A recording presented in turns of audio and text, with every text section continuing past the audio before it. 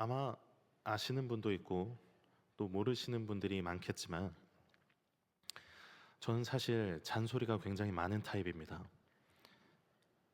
웃으시는 분들은 원래 알고 계셨나요? 예, 원래 제가 말이 많기도 하지만 그 중에 잔소리가 참 많긴 합니다.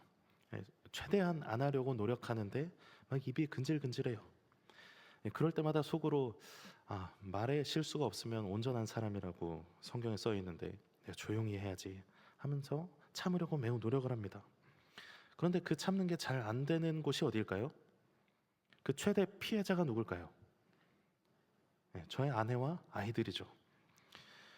아내가 제가 했던 말 중에 가장 충격적인 말이 뭐였냐? 제가 잔소리를 참 많이 하는데 내가 하고 싶은 말을 다 하는 건 아니다라고 했던 게 가장 충격적이래요. 네, 지금도 그렇게 많이 하는데 참는 거였구나 하는 사실이 굉장히 충격적이었다고. 그래서 저는 최대한 안 하려고 노력하는데 오늘 안 왔지만 당사자들은 또 어떻게 느끼는지 모르겠어요. 근데 이렇게 피해자도 있지만 최대 수혜자는 누굴까요? 이들 역시 그렇게 생각하고 있는지 모르겠지만 제 생각엔 청년들인 것 같아요. 물론 대부분 우리 청년들이 잘하고 있지만 때론 이 잔소리가 부릉부릉 시동을 걸 때가 있어요. 그러다가 한 번씩 우리 청년들에게 이런 말을 할 때가 있죠. 오늘 모임 끝나고 좀 남아라. 주중에 시간 되니? 시간 될 때 전화 좀 해라. 따스하게 이렇게 시작을 합니다. 물론 우리 청년들에게 하는 그런 이야기는 신앙적인 부분이 사실 대부분이죠. 그리고 그렇게 이야기하면 대부분 청년들이 다 잘 듣습니다. 그리고 듣기만 할 때도 있고 실제로 무언가 변화할 때도 있는 것 같아요. 그런데 우리 청년들이 다들 막 티를 내진 않지만 때론 기분이 안 좋을 때도 있을 거고 가만 보면 영 내키지 않을 때도 있었던 것 같아요. 그런데 제가 하는 그 말들이 제 생각에는 나쁜 말들은 아닌 것 같아요. 그 청년의 그 아이의 신앙을 생각하고 그 삶을 생각해서 해준 말들이 참 많이 있었어요. 그런데 그럼에도 불구하고 혹시 이게 내 감정이나 내 생각이 아닐까 하는 마음이 들어서 굉장히 고민하고 또 기도하다가 그 아이들에게 말해주곤 합니다. 그럼에도 불구하고 때로 그 듣는 아이들의 마음이, 듣는 사람의 마음이 좋지 않다는 게 느껴질 때가 있어요. 사실 우리 모두도 그런 순간이 있지 않습니까? 설교를 듣거나 성경의 말씀을 통해서 어떤 걸 깨닫거나 누군가의 입을 통해서 바른 길을 제시받았을 때 때론 기분이 좋지 않을 때가 있어요. 그게 틀린 말이 아니라서 맞는 말임에도 불구하고 기분이 좋지 않을 때가 있습니다.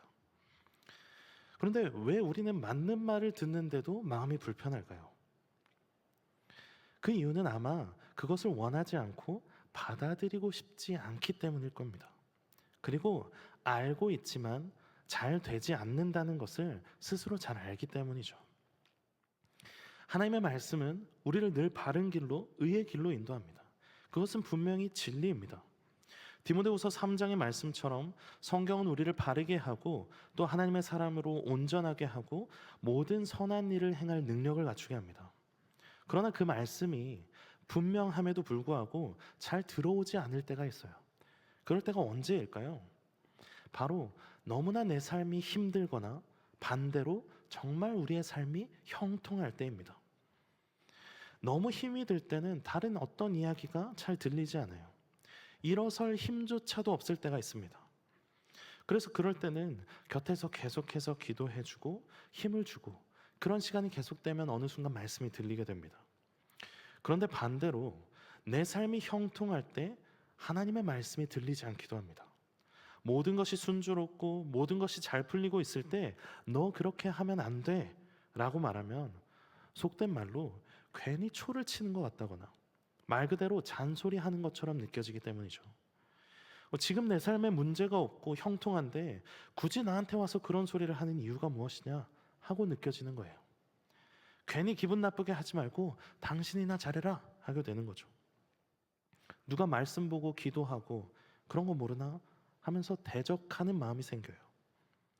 그러나 겸손한 사람은 그런 순간에도 나의 신앙을, 나의 삶을, 나의 마음을 돌아보는 사람입니다. 오늘 본문에 나오는 유다의 3대 왕인 아사 왕이 그런 상황에 있었습니다. 아사 왕은 유다 왕 중에서도 좋은 평가를 많이 받는 왕입니다. 역대하 14장 2절에 보면 아사가 그의 하나님 여호와 보시기에 선과 정의를 행하여 하고 말합니다. 그는 산당을 없애고 백성들에게 율법과 명령을 준행하도록 명령합니다. 그리고 위기에 처했을 때도 하나님을 의지하는 왕이었습니다. 본문에 앞선 14장 9절에 보면 구스가 100만 대군을 거느리고 유다를 침공합니다. 그런데 아사 왕은 그럴 때에도 하나님을 의지했습니다. 14장 11절에 그는 이렇게 기도합니다. 여호와여, 힘이 강한 자와 약한 자 사이에는 주밖에 도와줄 리가 없사오니 우리 하나님 여호와여, 우리를 도우소서. 우리가 주를 의지하오며 주의 이름을 의탁하옵고 이 많은 무리를 치러 왔나이다. 여호와여, 주는 우리의 하나님이시오니 원하건대 사람이 주를 이기지 못하게 하옵소서. 이 100만 대군을 이길 힘이 유다에게는 없었습니다. 그러나 우리가 하나님께 속하였으니 사람이 주를 이기지 못하게 하옵소서. 이 아사 왕은 신앙으로 하나님을 의지하면서 기도했습니다. 그리고 하나님은 그들을 치셨고 유다는 구원을 받았습니다. 그리고 15장 19절에 보면 아사 왕 제35년까지 전쟁이 없었다 하고 말합니다. 이 당시 사회에 전쟁이 없었다는 것은 굉장한 일이죠. 오랫동안 평안하도록 하나님께서 보호하시고 평안을 주셨던 것입니다. 그런데 그 평안이 없었다고 한 35년의 이드메임 36번째 해, 이스라엘이 유다를 침공하는 일이 벌어집니다. 그랬더니 아사 왕이 이전과는 다른 태도를 보입니다. 이방 민족인 다메섹에 사는 아람 왕 베나닷에게 응금을 내어주며 도움을 요청합니다. 그리고 결국 아람 왕의 도움으로 이스라엘을 무찌르게 되죠. 결과적으로 이 이스라엘의 침공을 남유다가 굉장히 성공적으로 방어해냈다고 말할 수 있습니다. 그런데 그 이후에 오늘 7절에 선견자 하나니를 통해서 하나님께서 말씀하십니다. 왕이 아람 왕을 의지하고 왕의 하나님 여호와를 의지하지 아니하였으므로 왕의 군대가 왕의 손에서 벗어났나이다. 그러면서 과거에 하나님을 의지했던 그 아사의 모습을 다시 한번 떠올려 줍니다. 8절에 이렇게 말합니다. 구스 사람과 룹 사람의 군대가 크지 아니하며 말과 병거가 심히 많지 아니하더니까. 그러나 왕이 여호와를 의지하였으므로 여호와께서 왕의 손에 넘기셨나이다. 무슨 말입니까? 이전에 구스 사람 세라의 군대가 훨씬 더 크고 강하였지만 하나님을 의지해서 승리하지 않았습니까? 그때도 그랬으면서 이스라엘의 침공은 그보다 약한 것인데 왜 하나님의 도움이 아니라 이방의 도움을 받습니까? 하면서 그를 책망하는 것입니다. 실제로 이 말처럼 구스 사람 세라의 군대가 찾아왔을 때 아사는 훨씬 큰 위기였습니다. 무려 100만 대군과 300개의 마병이 왔다고 말합니다. 그러나 하나님을 의지함으로 승리했죠. 그 하나님의 은혜로 아사는 35년까지 평안했습니다. 그러나 그 평안이 안일함이 되고 영적인 판단력이 흐려지는 시간이 되어버렸던 것입니다. 그래서 하나님의 뜻을 묻지 않고 하나님의 도움을 구하지 않고 자기 판단대로 해버렸던 것이죠. 오늘 본문에 앞선 2절에는 이렇게 말합니다. 아사가 여호와의 전 곳간과 왕궁 곳간에 은금을 내어주었다. 그의 영적인 어두움은 왕궁의 재산뿐만 아니라 하나님의 전 곳간에도 드러내버린 것입니다. 위기 속에서 하나님을 찾던 사람이 평안 속에서 하나님 없이도 할 수 있다고 생각하게 된 것이죠. 사랑하는 여러분, 우리는 언제나 영적인 전쟁 가운데 살아가고 있습니다. 지금 우리의 삶이 평안한 것은 우리의 힘 때문이 아니라 하나님께서 보호하시고 지켜주시는 은혜 때문입니다. 그러나 그 평안 속에서도 영적인 전쟁이 계속되고 있다는 사실을 잊지 마십시오. 삶의 크고 작은 모든 문제 앞에서 우리는 하나님을 의지하고 하나님을 바라보며 하나님의 편에 서야 합니다. 신앙의 위기는 믿음이 약한 사람에게만 찾아오는 것이 아닙니다. 오히려 오랫동안 신앙생활을 하고 하나님을 의지하며 살아온 사람에게도 그 위기가 찾아올 수 있습니다. 하나님 선지자는 9절에서 이렇게 선포합니다. 여호와의 눈은 온 땅을 두루 감찰하사 전심으로 자기에게 향하는 자들을 위하여 능력을 베푸시다니. 이 말씀은 무슨 뜻입니까? 하나님께서 온 땅을 감찰하시며 모든 사람의 마음을 아신다는 뜻입니다. 다시 말해서 아사는 겉으로 하나님을 믿는 것처럼 보였지만 결정적인 순간에 전심으로 하나님을 의지하지 않았다고 말하는 것이죠. 하나님께서 함께 하시는 은혜와 능력은 전심으로 하나님을 향하는 자에게 주어집니다. 하나님은 우리의 중심을 아시는 분이며 우리가 전심으로 하나님을 찾을 때 반드시 들으시고 응답하시며 능력을 베풀어 주십니다. 우리가 하나님의 능력을 경험하지 못하고 그 은혜를 누리지 못하는 이유는 하나님께서 주시지 않기 때문이 아니라 우리가 하나님을 찾지 않기 때문입니다. 그러므로 어떠한 상황에서도 우리는 전심으로 하나님을 바라보며 하나님을 의지하는 믿음으로 살아가야 합니다. 그러나 오늘 아사왕처럼 때로 우리도 다른 길을 찾고 다른 방법을 찾을 때가 있어요. 평안할 때 그런 실수를 많이 합니다. 어쩔 수 없이 연약하고 또 어리석은 존재로 우리는 그렇게 살아가는 거예요. 그럼에도 감사한 것은 무엇입니까? 하나님은 우리가 연약한 존재라는 것을 아신다는 거예요. 그래서 우리가 하나님을 떠나 다른 방법을 찾고 내 판단과 내 경험을 의지할 때 그렇게 내버려 두지 않으시고 우리를 다시 돌이키게 하시기 위해서 말씀하시고 하나님 선지자를 보내시고 사람을 통해 권면하시고 우리의 삶을, 우리의 신앙을 두드리신다는 거예요. 그런데 문제는 바로 그때입니다. 하나님의 말씀이 나를 바로 세우려고 다가올 때 우리는 어떤 마음으로 듣고 있습니까? 아사처럼 그 말씀을 불편하게 여기고 외면할 것입니까? 아니면 겸손히 듣고 돌이킬 것입니까? 우리는 하나님이 말씀하실 때, 그 회개의 말씀이 들려올 때 어떻게 반응해야 합니까? 아사는 10절에 이렇게 반응합니다. 아사가 노하여 성견자를 옥에 가두었으니 이는 그의 말에 크게 노하였음이며 그때 아사가 백성 중 몇 사람을 학대하였음이라.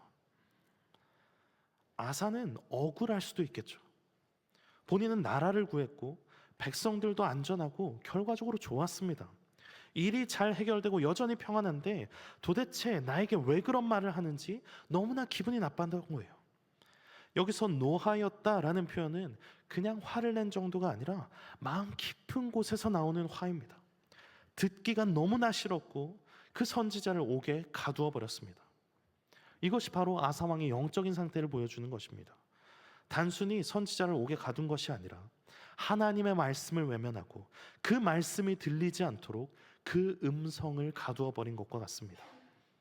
하나님의 말씀이 선포되고 그 음성을 들으면 회개하고 돌이킬 것 같은데 그 영적인 상태에 따라서 때로 듣지 않고 오히려 노하고 외면할 수 있다는 사실입니다.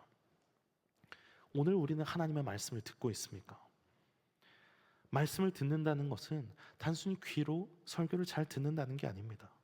설교를 처음부터 끝까지 잘 들었고 말씀 시간을, 그 묵상 시간을 잘 해냈다는 것 그 자체가 아닙니다. 그것을 통해 내 생각을 내려놓고 하나님의 말씀 앞에 나의 신앙을 다시 한번 바로 세울 수 있어야 합니다. 내 생각대로, 내 감정대로 판단할 때 어떻게 됩니까? 말씀을 거부하고 옥에 가두어 버리는 것입니다.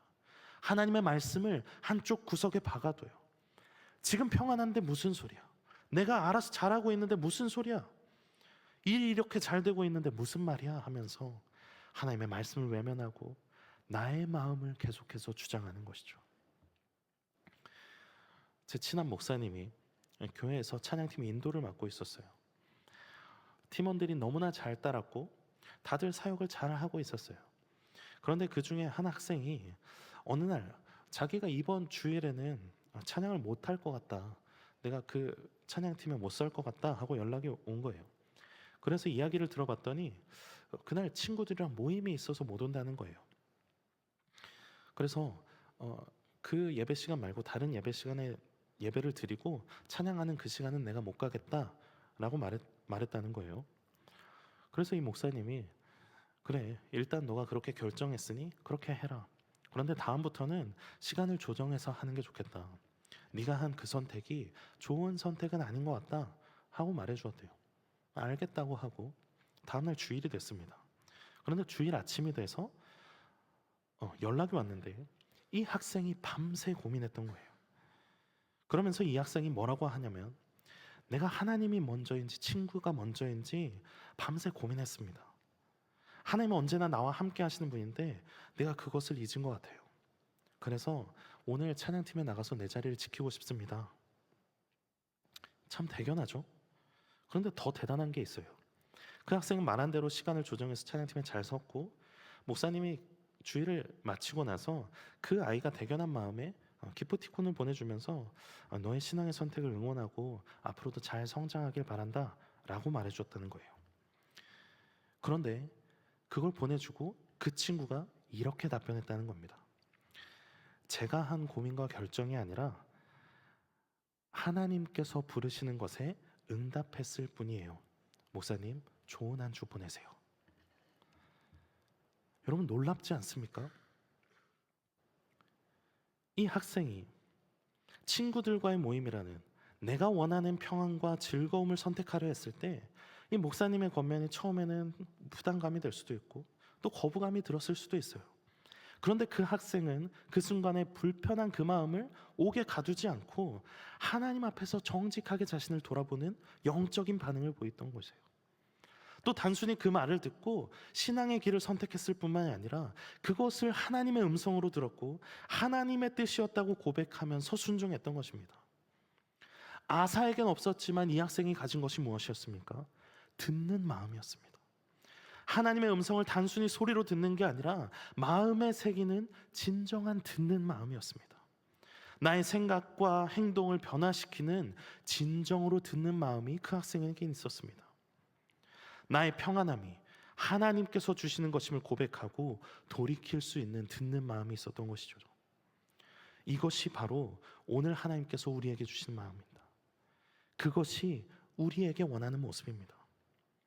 하나님의 말씀이 선포될 때, 예배하는 가운데 하나님께서 주시는 감동이 있을 때, 묵상하는 중에 나의 삶을 두드리는 그 말씀이 있을 때, 주변 사람들의 말 통해서 나의 삶을 돌이키라 하실 때, 내 손에 꼭 쥐고 있는 놓지 못하는 재정을 하나님 앞에 내려놓으라 하실 때 그 음성을 들을 수 있는 듣는 마음이 있는 참 신앙인이 되어야 합니다. 그 음성에 기분 나빠하고 화를 내고 옥에 가두는 것이 아니라 참으로 마음에 새기고 듣는 마음이 있어야 합니다. 이스라엘에게 하셨던 말씀도 그랬습니다. 신명기 6장 4절에서도 그 시작에 이렇게 말씀하죠. 이스라엘아 들으라.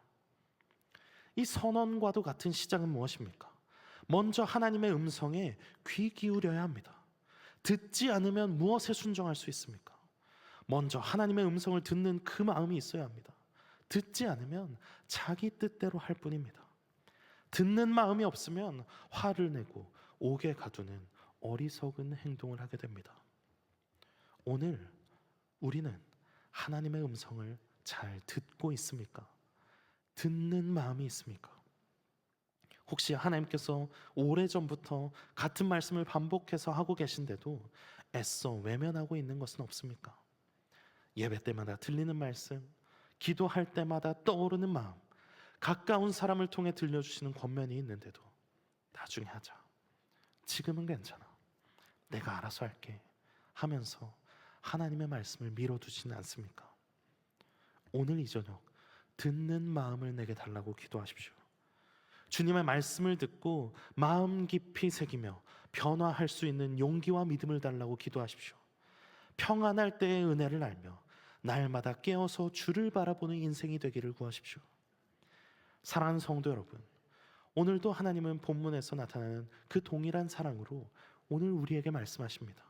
말씀을 통해서, 기도를 통해서, 예배를 통해서, 때로는 가까운 사람의 권면을 통해서 우리의 마음을 두드리십니다.